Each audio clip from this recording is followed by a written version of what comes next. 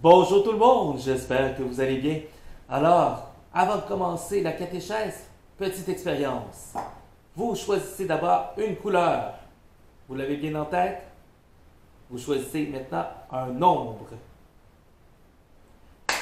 Maintenant, je vous mets au défi. Ça va être de construire une tour Lego. Alors, une tour 4 par 4. Donc ça, c'est un étage à chaque fois.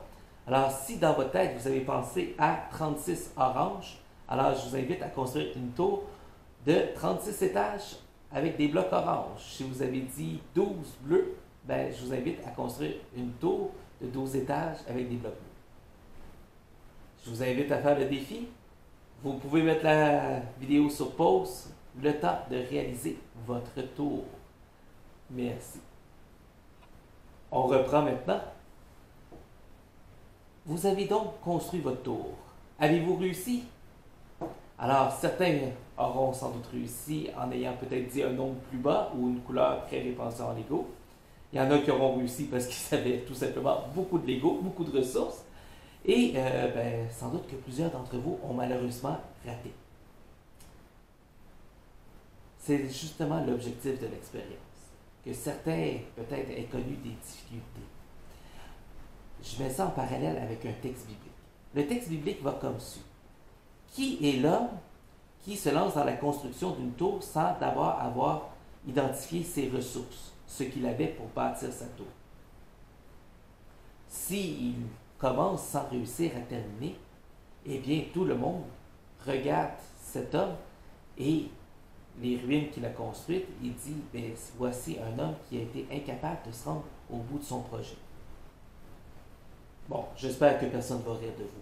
Mais n'empêche que, en commençant première communion, confirmation, vous avez amorcé quelque chose. Vous avez amorcé un projet qui avait pour objectif, oui, de vous faire vivre le sacrement, mais de vous faire vivre la réalité derrière ce sacrement. Donc, quand on se prépare à la première communion, on se prépare aussi avant tout à devenir un membre à part entière de notre communauté chrétienne. Et ça, être membre à part entière de la communauté chrétienne, ça peut se vivre à travers les célébrations de notre communauté, mais ça peut aussi se vivre à travers une multitude d'expériences dans notre communauté.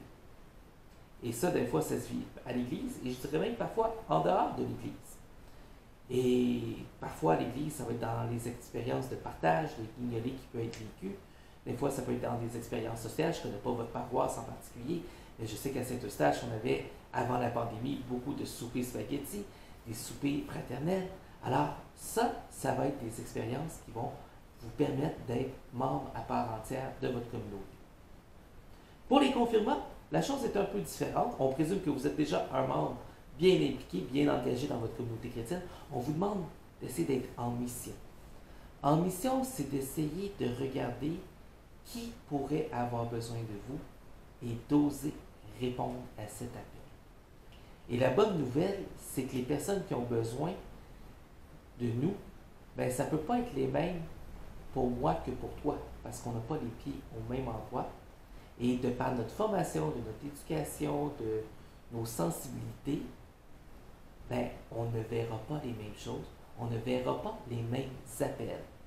Alors, je t'invite à vraiment aller jusqu'au bout. Ultimement, aller jusqu'au bout, on peut mettre plein de mots dessus.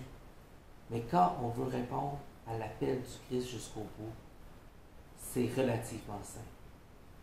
Choisis d'aimer. Choisis à travers ta préparation de première communion.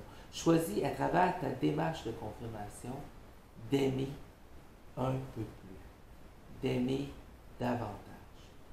Sur ce, j'ai hâte de te revoir en personne. Au plaisir. Bye bye.